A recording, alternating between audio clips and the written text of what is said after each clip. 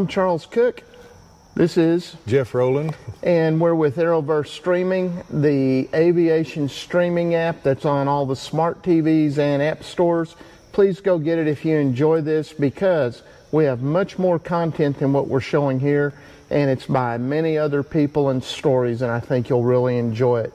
But today, what we're doing is we're picking up on a series that Jeff and I are doing, talking about how we arrived in aviation and grew into actually doing Aeroverse. It's a long story, and it's a lot of fun along the way, because we've been laughing about different situations that we both shared and did. And yeah, not only between ourselves, each other after we met, but we've had a long time in aviation. I've been in 55, 56 years since I started flying, and Charles isn't as old as me, but he'll get there. Yeah. And he's close. And there's a lot of stories that happen, a lot of adventures, and I'm here to tell you one about a specific one today. Yep. So where we're going to pick up right now is I left off in an airplane off our left shoulder over here, where I had gone out to Caddo Mills, Texas, and met Derek Piggott, the #1 sailing expert in the world, and had taken a few lessons in a Falcon motor glider. And I spent the whole summer out there and actually soloed and became very skilled sailplane pilot within that summer, and that's where we're picking up. So I'd taken the lessons with Derek Piggott in the Falcon, and I didn't solo in the Falcon. I only took about 7 or 8 lessons, and we would go up, and it being an early motor glider, we would go up, kill the engine, come in and land, restart the engine and go up and shoot another landing. And I kind of learned a few pilot skills in that, but it was, yeah, it was dead stick landing every time. And I got close enough. I think I was very close to soloing, but the intention was never to solo in a Falcon. Yeah, a powered plane at all. That's right. And well, it wouldn't have been legal at 14. Well, that's true. I was only 14 years old. So I came very close to soloing the Falcon, and I was taken out of that and put into a Schweizer 233 sailplane. Right. And if you don't know what a 233 is, it was a mashup of fabric, tube, monocoque wing, full metal wing, and it was a 2-seat tandem sailplane. And the sailplane was kind of a misnomer on it, because I was fixing to say it's more of a glider. Right, it was closer to a glider, right, but it actually wasn't a glider, because you could thermal and gain altitude. Right. When you could thermal in a 233, you had a good lift day. You could probably thermal in a Cessna 150. Right, if you thermaled in a 233, everyone in a real sailplane was doing excellent. And then the power plane guys were too afraid to go up. Right, right. So the 233 was kind of a J3 Cub, to put it in a different way, of sailplanes. It was a real utility sailplane for teaching. It was just a trainer. It was very good for teaching. I mean, the instructor sat in the back, and he actually sat a little bit above you. I mean, it was made perfect for training. That's what it was for. It was. I would love to own one today. They don't make them anymore. Luckily, David has a 222, which is essentially the same thing, only more fabric. Right, a little more fabric. Exactly. It's earlier, and we'll get a chance to fly that. He's got it airworthy now. It's a tremendous fun airplane. So watch for that. We'll be with David Martin flying a 222 before this is over. So we transitioned over. They had 2 T-33s out. I'm tongue-tied. 2 233s. Went from gliders to jets in a hurry. Yeah, and we transitioned over to that. And that is, we're getting to, life goes by you very fast. And you go, well, what were pivotal moments? If you watch this whole series, you see the build up to this. But we're actually now at the peak of what happened with me at the sailplanes. And that is, I was 14 years old, and I was trained and soloed in a 233. And at 14, it's a blink. I look at it now, it was a blink of an eye. And it passes by you so fast, it's very regretful, because you're geared to go to the very next thing. And At the age I am now, I wish there had been a pause button several times in my life where you could just go, stop, and we're going to live in this dream world. Dream world. It really was. Right. So what happened, they had a tow pilot named Gary Fabian, who I'm very endeared to for doing this, but he would fly a Super Cub. Super Cub would hook to the 233, and me and Derek would get in the 233 and we would go up and practice maneuvers. Now my initial thought on the 233 was, this is fantastic flying compared to the Falk, because the Falk was a longer, thinner wing and a longer, narrower fuselage with a larger tail. And from all that, my impression at 14, it was heavy on the controls, and I didn't have anything to compare it to except the PA-11 I had flown with my dad, and it was heavier than the PA-11. And then when I got to the 233, I was going, that's still the heavier airplane. It felt nose heavy to me, the whole thing. So I get in the 233, and I suddenly felt freed up from this almost lead weights out on the controls. Yeah. And I think I took 5 lessons in the 233, which were very short because we really didn't thermal. It was just about turns, stalls, and how to follow the tow plane, rope brakes. You got to get all that in there. You bet. Yeah. Formation flying, basically. Right, is, if you remember as a kid, I was very good at formation flying. I didn't learn it in a power plane. I learned it in a sail plane. Right on. And so in the sail plane, you have to mirror what the tow plane does from a distance without breaking a tow rope. There's a real skill in that. And the other thing you can't do is if the tow plane starts a turn, you can't lead him because you build a loop in there. And the problem with the loop, if it gets big enough, it can actually entangle and take an elevator off the airplane, elevator stabilizer. Right. So you had to learn the skills of coming out. So we would practice getting inside his turn and getting the loop, and then getting the nose pointed away from it and letting the slack pull out through the weight distribution between the two, instead of, if you aimed right at him, it would snap and snap the rope. Don't ever let anyone think that kids are too young at these ages. This stuff, it can be learned so young. 12, 13 years old is a perfect age. They've got the skills, and they absorb it, and they can do things that even a professional pilot can't do. When you start getting on the tow and doing this boxing the tow plane and keeping the loop out, and kids are doing it, soloing at 14, and I won't take up much of your time, but I'm telling you, a guy explained it to me one time, and I always remembered this. He said, you solo a kid in a glider, and you can throw a baseball cap anywhere in a 6,000 acre field, and he can hit it with the landing gear 10 out of 10 times. Yep. They get so good at it, and that's what makes a great pilot right there. It begins right there. Well, that's perfect time to swing the camera over here. This is me when I was 14. These are 3 pictures that a guy took on the glider port. And the odd thing, if you look at these pictures, that was 1 week after I soloed. And that is the sail plane I soloed in, and that is me, but it's 1 week after I had soloed. And at the time, I really thought I was just one of the guys. Now I look at it and I go, how did anyone turn that loose in a sail plane? That's just a kid.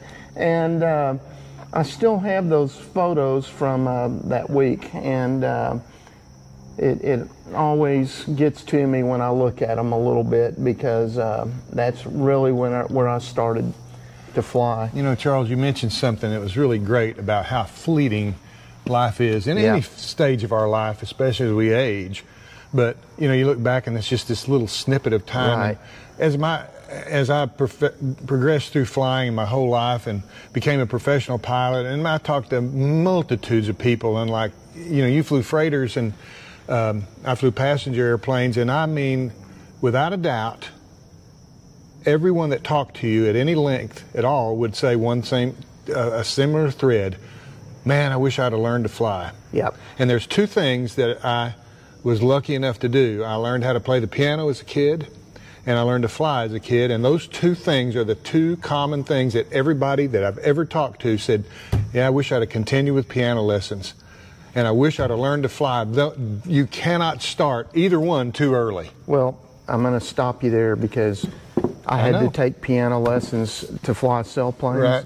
And I quit, and it's one of my biggest regrets. I'm telling you, it's weird. It is exactly true, and I'm no good at it. Doesn't mean I'm good. I still think at a piano a little bit, but I'm very regretful that I stepped out of it. It is an odd thing in life. But flying and music are one and the same. People have this romantic desire to do it because it is something unique and different.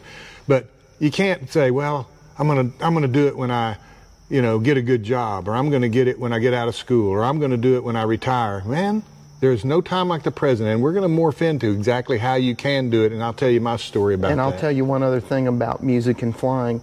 There also, when you become standalone, that you can do it on your own. I didn't say good, but you can do it on your own. They're both also self-evaluating endeavors. Very much. In other words, you do a takeoff, you go, how was that? You do a landing, you go, how was that? I hope somebody was watching that one. I hope nobody was watching that one. Here's what I do different. And when you play a song, you go, man, I really nailed it. I do this different. It's very different, so. Yet very same. That's a really good skill set. Good way to look at it, because I rarely play something that I think's perfect. I don't know if I ever have. Right. And it's very, very much like that. Well, and flying's the same way. That's why it's interesting to me. It's like, oh, that's so boring. You flew across the country and did all this a million times. Never once in those 10,000 flights as a career professional did I have a flight that was the same. Well, it's in all my flights as a professional, I never had a perfect one. I came close. Yep. I had some that I'd do the whole thing over. Right on. But never perfect. Right. And it never got boring because they're always different. There's always little challenges, and music's the same way. Right. So, getting back to the sailplanes, we were practicing. So Gary Fabian would fly the tow plane. Derek Piggott and I would fly in the 233, and we practiced the rope breaks. If the rope breaks, go straight ahead.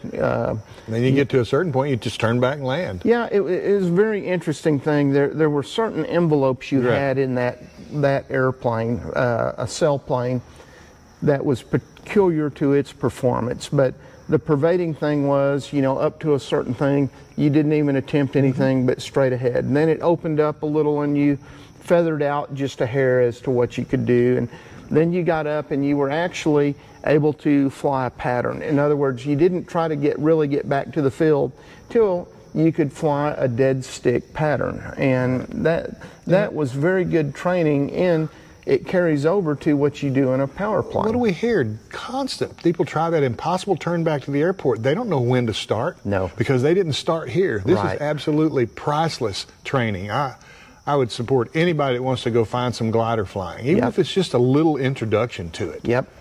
So the one other thing we did a lot of, and I've, as you know, did a lot of aerobatics later on, and it all started in sailplanes, but not after I soloed. It started before I soloed, because you just saw the picture of me at 14 years old. In a sailplane, you don't have an engine. You're pulling the nose up thermaling, to lower airspeed, not nose up. And you're in a turn, well, stall spin. So every one of my lessons, once we got to the 233, was, okay, pull the nose up and do a one-turn spin, enter the pattern. Okay. Well, I got so good at it, I was pulling out on headings and doing Sure, exactly. Right, and I had so much fun doing that. Well, I'm telling you, because this all led to a crescendo that I wasn't ready for. So we go up one afternoon and we fly a flight, and we're boxing the wake and doing turns. We do about a 3-turn spin, full around a minute, come in the pattern and land, and Gary in the tow plane pulls up, and Derek goes, we need the lead brick out of the airplane. And they had a lead brick that would go in the nose of that airplane because the instructor was getting out. And I said, what are we doing? Because I had not flown with that lead brick. And he goes, well, I'm about to solo you.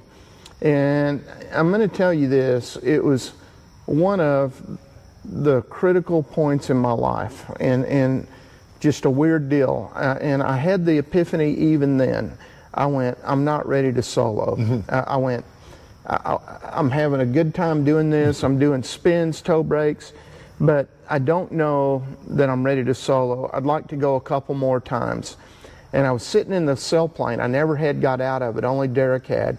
And in a flash, I went, you know what? He thinks you're ready. The tow pilot isn't worried about a thing. He's getting this lead brick to put in the nose. And I go, and if I go, hey, go around the field with me one more time, why not just go with me forever? Yeah. Because you have to be able to jump off just as much as they're willing to let you jump off. Yeah.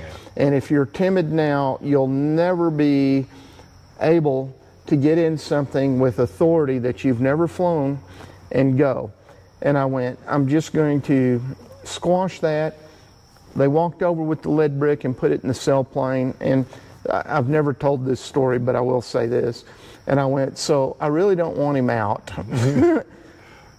But I'm going to do this because they know I can. And if they know I can, that's the confidence I need.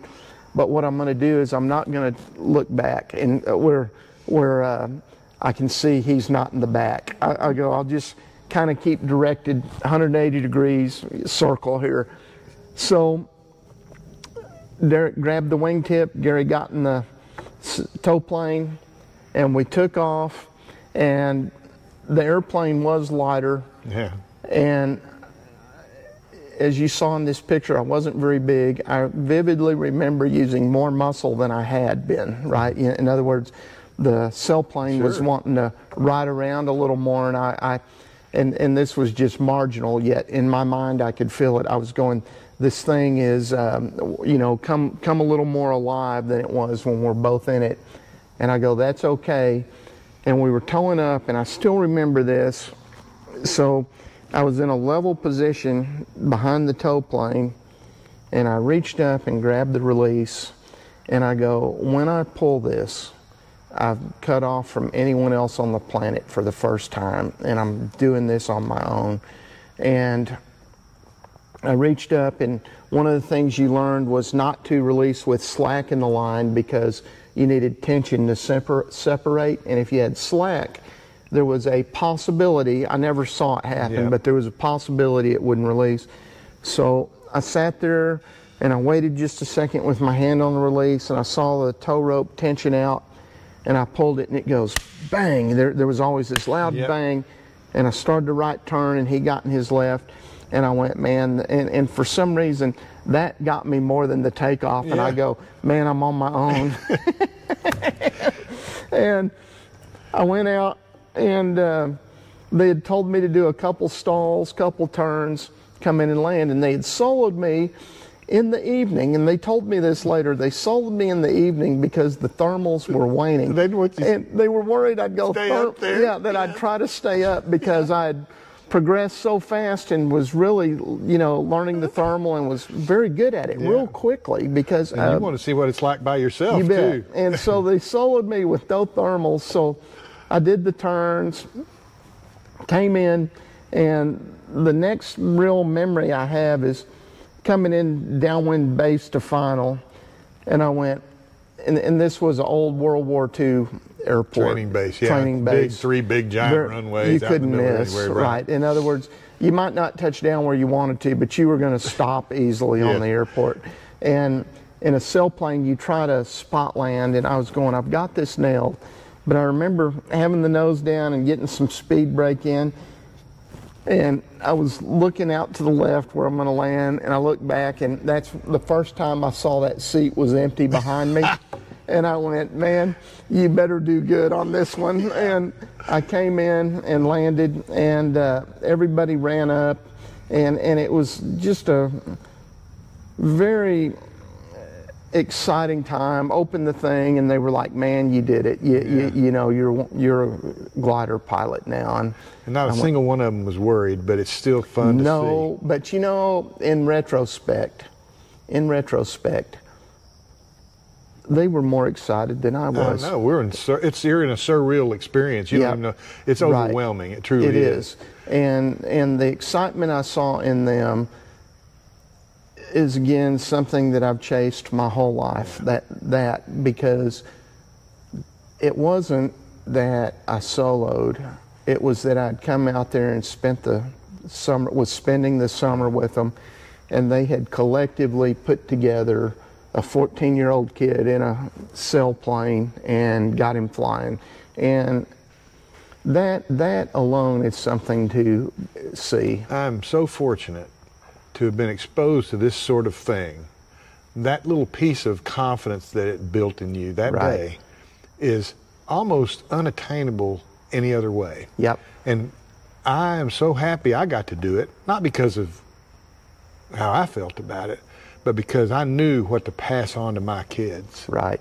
How to instill confidence in them in whatever they did. And I'm lucky I got to solo my son in a J3. Yep. And he didn't have the luxury of not looking back, because when I'm out of the front of that thing, it is there's a huge void up there. Well, that was 14-year-oldism, yes, if you know what I mean. But even him at 16, he's like, it was really weird you not being up there. The airplane leaps off the ground, number one, and there's nobody up. He says, and I didn't hear you just talking the whole time, telling me what to do. Right. He goes, it was so different. Yeah. You get a visual in the backseat of a J3. Yeah, that visually changes in a everything. But I'll say this, one comment on a J3, that's a powered glider too. That's exactly it's no right. different than that dang Falcon. That's right. But if you can give that to your kids, that's sort of an ability and that sort of a boost to their confidence.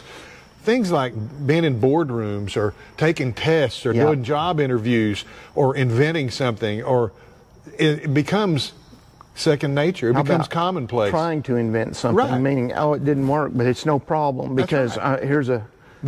This is one of those little things in life that's almost invaluable. And I always think about people. There's a lot of people that solo and quit. Yep. That's a big step. Yep. And I saw this change over the years. The thrust when I started was you get out there, you learn to fly a little bit, and then you get in the pattern and beat it up until you solo. And you solo in 6 or 8 hours. Right. But now they solo in like 20 hours. And I think there was lobbying in the groups because it keeps people in it longer. You know, there's more money in it, and they learn to fly better, no question about it. When me and you learned 40 hours and you had a private, you were expected to take your private license test shortly after you crossed the 40-hour mark. That's right. Now, I've seen them not even soloed at 40 hours. Exactly. And I will say this in defense of that. The air system has changed, airspace.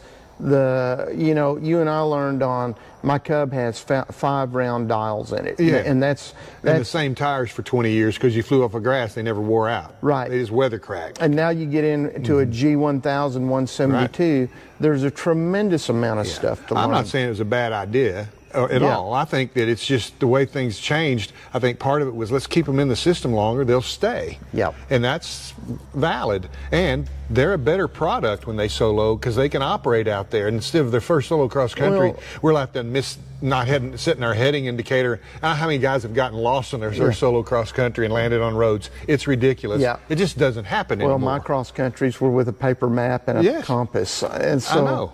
Yeah. And what could go wrong? Everything. But I think it is just as good today. It's just different. I noticed that's one of the big differences. But the difference was when you had a paper map, your instructor already gave you a talk on if you get lost with that paper map, here's what you do. Exactly. Yeah. Exactly. Yeah. So, all right, we're going to wrap this one up at that. We're going to continue on with a little more sailplane flying in the next one, and then we're going to move on to power planes.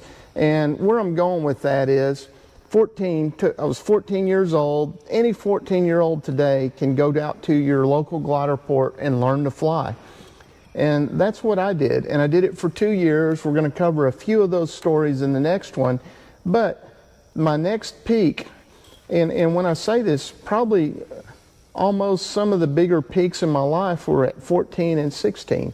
And what was 16?